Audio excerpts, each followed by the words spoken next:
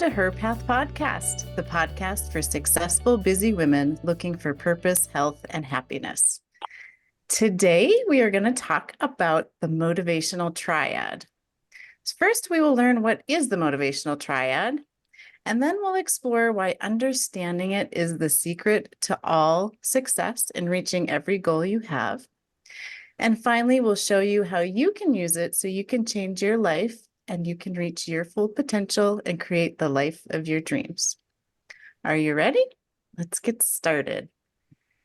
So I like to ask, when were you taught how to create the life you truly wanted? And at what point in school did they teach you how to process emotion or manage your mind or deal with compulsions, impulses, addictions, shame, or self-loathing? Never. Yeah, me neither. And change is hard because it's not something that we do naturally or willingly. If left to our own devices, we will stagnate. And it's not because there's something wrong with us or because we're born with the wrong amount of willpower. It's because of the motivational triad. So we have evolved to be motivated only by survival. And our goal as humans have been three things: seek pleasure, avoid pain, and expend minimal effort. And so this type of motivation has worked for thousands of years to keep our species alive and well. And now it's literally killing us. We are no longer forced to survive. Seeking pleasure and avoiding pain is what sends us into addiction, obesity, and chronic disease. Avoiding pain keeps us from moving forward and contributing and creating in our lives. And expending minimal effort has us doing very little to evolve. So the motivational triad explains why we have such a hard time changing our habits, improving our lives, and stepping out of our comfort zone. So number one, our brain seeks pleasure, mainly short-term pleasure. It's why we eat the donut when we want to lose weight, or we buy the stuff even though we have a house full of stuff already, or we watch Netflix instead of working on our goals. And number two, our brain wants to avoid pain at all costs. Any pain, even healthy growing pain. The healthy pain of not giving in to sugar cravings or the healthy pain of doing a workout. It wants to avoid that at all costs. And number three, the brain wants us to be efficient and save energy. And this is a biggie because change requires a lot of energy and our brain wants to save energy. So it tries to avoid change in order to be efficient. That's why it feels like you're going upstream when you're trying to change, because your brain wants to stay the same. It prefers the familiar, the established habits, the automated habits, even the ones that no longer serve us, like automatically grabbing the glass of wine at the end of the day to help us relax, or grabbing the ice cream or sweet treat to relieve our boredom or soothe our emotional pain. So in order to change, we have to adopt a new motivational triad. And we have to be willing to move towards discomfort so we can keep evolving and growing. There's a new way at looking at your personal motivation towards change. That's the opposite of the motivational triad. Number one, seek growth and change. Number two, embrace discomfort. And number three, expend massive effort wisely. And the way you learn this is not by just understanding it. You have to apply it in your life over and over again. You have to overcome your desire to seek comfort with minimal effort because it's an outdated algorithm in your brain. So you have to go against your brain's natural tendency and keep directing it otherwise. The privilege of being a human is that we can use our brain, our own brain, to manage our brain. So this is something that takes practice. And once you have the information, putting it into practice is essential. The new motivational triad has to be this. Number one, instead of seeking pleasure, going towards the discomfort. And what does this look like? You start by choosing what you want in the long term over the short-term pleasure. So if your goal is to, let's say, lose weight, it would look like giving up the immediate pleasure of eating something and allowing the discomfort of feeling bored, stressed, or any other uncomfortable emotion you're trying to avoid. It looks like allowing that urge to eat be there and not respond to it. And now I want to warn you, your brain is going to complain, whine, throw a temper tantrum. You must treat your brain like a toddler, and be ready to start practicing and choose discomfort on purpose. Number two, instead of avoiding pain, you need to open up to it. Our primitive brain associates pain with fear and danger. It genuinely is trying to keep us safe, but there's no danger from changing our outdated habits to new healthy habits. So practice allowing the discomfort to be there. And three, instead of expending minimal effort, we need to recognize the value that comes from making and putting forth the effort to live with intention. Our brains are capable of change, are capable of new thoughts, new feelings, new actions, and new habits. We don't have to keep recreating things from our past. We must stop and defining ourselves by who we were in the past and rewrite those outdated thoughts and beliefs. And to do this, we shift our perspective from the past and look forward to the future. Create and focus on a strong vision of how you want to be, what you want your life to look like, and how you want to feel in your personal and professional life.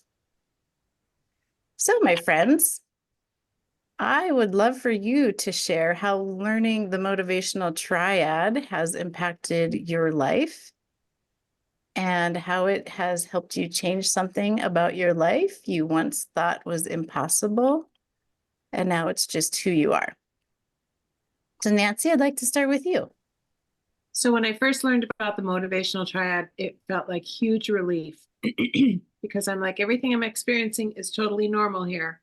I'm supposed to feel, negative emotion when I'm trying to go forward. I'm supposed to want to just binge out, watch Netflix. So knowing that was all normal was like, oh my gosh, fine, that's great. And then, for me, really identifying what I wanted, like finding exactly what brought me joy and having clear objectives that excited me was huge. And then I started to build habits that brought me pleasure, knowing that I'm working for my future self. So that was huge for me. Yeah, I love that. That was like relief that you're normal, that something's not wrong, not like Things gone wrong. Yes. Yeah, so good. How about you, Gabby? So it was also something that was a little kind of mind-blowing when I first, learned that concept. And I think the way I interpret it when I learned it, it was living, just surviving, just kind of surviving versus actually living. And so it kind of helped me differentiate just living in the moment on impulses and urges, and which come naturally, versus really thinking through those things and choosing how I want to show up so that I can have those outcomes in my relationships, in my career, my finances. And like Nancy was saying, it felt like a big load off when I learned that this is exactly how you're supposed to feel, because we have been genetically programmed to survive, but our genetics have not evolved as much as our culture has evolved. And now we have so many things that we encounter on a daily basis that pose challenges to us. And our brain is still on just survival mode, fight or flight mode, survive. And some of these circumstances are not life threatening. They're not, not even necessary to be worrying over sometimes. And knowing that your brain will fight you on things that don't make sense. So it doesn't make sense that, for example, this tastes good, let's keep eating it. Your body, will hormonally tell you, this tastes good, eat it, this is going to keep you alive. And then you're going against your natural biology by being, we're not going to eat this because, let's say someone who wants to lose weight, we have a protocol and we want to lose weight, and this is not on our protocol right now. It makes sense that that's going to be a challenging thing to stick to, because we're going literally against our natural survival programming. And so super fascinating to know. No wonder it's so hard, to lose the weight. No wonder it's so hard to get my work done, because our body, our brain is telling us, ooh, that's hard. You're going to be using a lot of energy. It's exhausting. Let's just rest because you are tired and we need to survive for tomorrow. So let's not get that work done now. But at the same time, I want to get this work done because it's important to me. So it just makes so much sense how our natural biology drives us, to feel one way, but our drive to live and not just survive, sometimes it's in conflict, but knowing that makes a big difference. Yeah, knowing it's like you have two separate brains. You have your survival brain, and then you have your brain that wants to evolve and change and become the best version of you. And when they're in conflict, having that information, that knowing what's happening to you, there's nothing gone wrong, and you just need some tools and practice and discipline and consistency to override that part of your brain, and then it'll be upgraded into a new survival. And that's when they say be the change. That's how you become the new person. It's who you are. Like, just an example in my life is I never thought that I could be somebody that didn't want to drink alcohol to relax. I could not imagine my life without alcohol. And I used these principles and these tools to be somebody that doesn't drink alcohol to relax. I really did not think it was possible. And I'm here to let you all know, with enough determination and practice and stubbornness, it's true. And I really don't even crave alcohol at all. And so it is pretty amazing. And yeah, Elise, I'd like to hear from you how learning this has impacted your life and changed Yeah. you. So like everyone else, when I first learned about the motivational triad, I took a big deep breath and just exhaled, like, oh, thank God, because I thought it was just me that was always fighting against this. So it was a great relief just to know that this is normal, and this is how our brains are wired. I'll say that I really had to come back to the roots of the motivational triad and build up from there when I left corporate and started my own business. Because starting your own business, there is nobody else to motivate you, right? You are your motivation. So I had to really come back to, and I loved what you said, taking action wisely. And I really had to focus on that. What are the actions that I want to take? What are the results that I want to have? And how do I work through, well, I could sit here and do the work, but there's a TV on the other side of that door and there's Netflix shows, right? And how do I work through the fact that I'm going to do scary things that take me way out of my comfort zone? And it took me about a year of just figuring out all of the different things that I was asking myself to do, and that push pull from my brain. Yes, you want to do it because you know that's where you need to what you need to do to get where you're going. But your primitive brain is telling you, it's going to cause pain. People are going to judge you. You're really putting yourself out there. And it took me a while, but I do think there are ways to self-coach yourself around the motivational triad. I think, we have great questions that we ask our clients around, how do you want to show up? What would your future self tell yourself? You know, what if what I was afraid of is going to be perfect, right? And I had to leverage those quite a bit. So I'm a big believer in the motivational triad exists for a reason, and sometimes we need to listen to it, right? You guys know that I've had a chronic illness that I've been dealing with, and sometimes you need to listen to that, right? You do need to take the rest. You do need to slow down. You do need to protect your health and your emotional peace. But other times there are ways to work around it. Yeah. Yeah.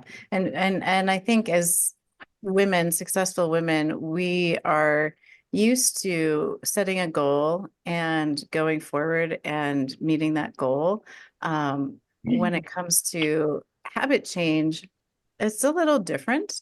And we need to remind ourselves that it's not something that is innate for us to change our habits. And it's kind of the analogy of being in the rainforest with a machete, and you are literally like paving a new pathway in your brain. Like, but just that your brain is the forest, and you constantly directing away from the motivational triad in our survival brain with your prefrontal cortex. It takes a lot of effort and energy, and it's not something that you do once and boom, you've got it.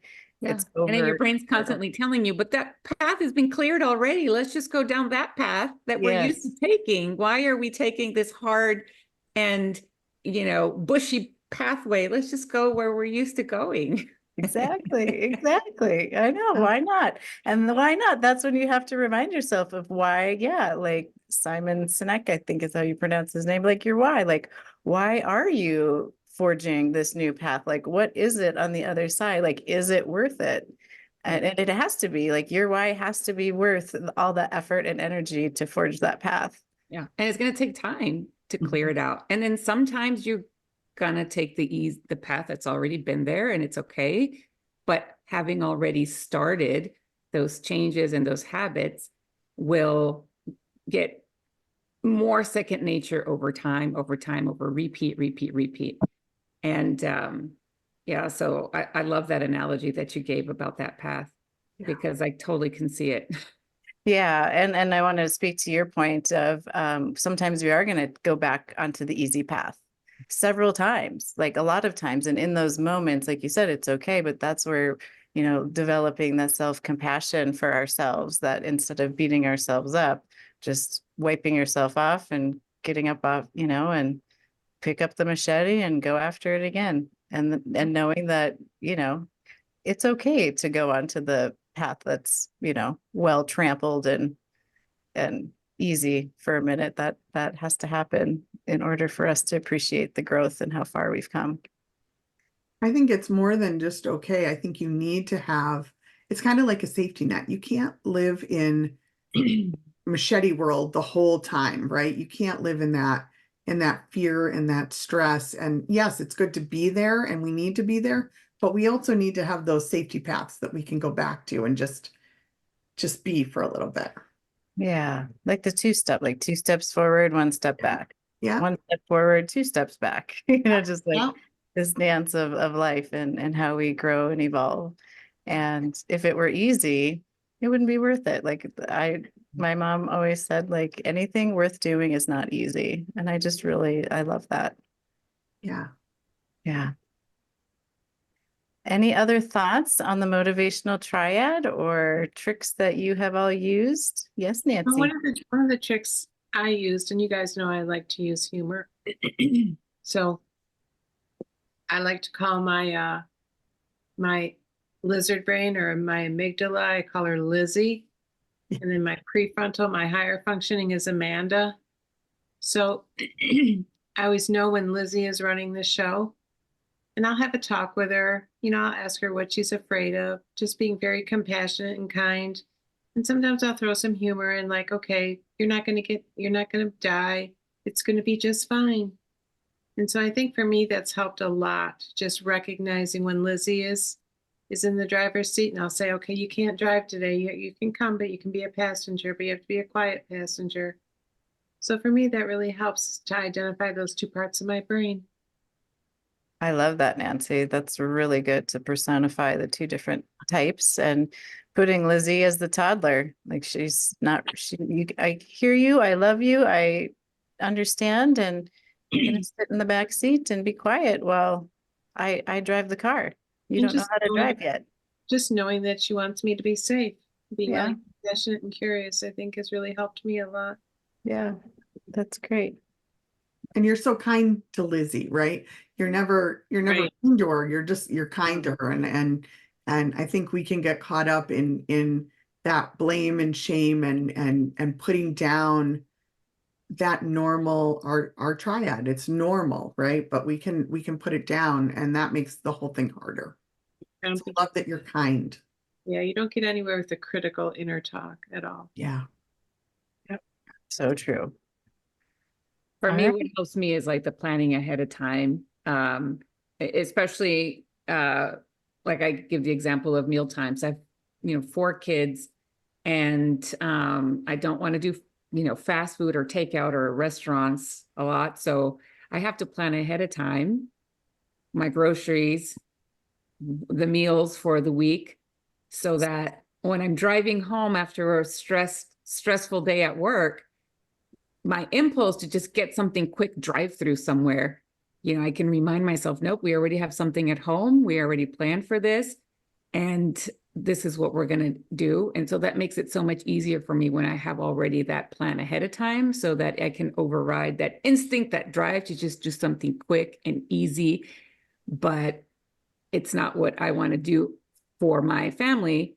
And so planning ahead of time is something that helps me kind of overcome those impulses and urges in the moment. Yeah, that's very important. Very helpful. And I think, that future self, what would my future self say right now? What does my future self want me to do today to get where I want to go in that future? And then having those goals and the ability to take wise actions with purpose, actions with sequencing, so that I'm not just bouncing from thing to thing to thing, but that I'm really purposeful about what I'm doing. Yeah, absolutely. All right, ladies. Well, thank you so much. This was a fun topic, and I hope our listeners maybe found some relief and got some tidbits to be able to create the change that they want in their lives. And if you found this helpful, please share this podcast. And until next time, take care. Bye.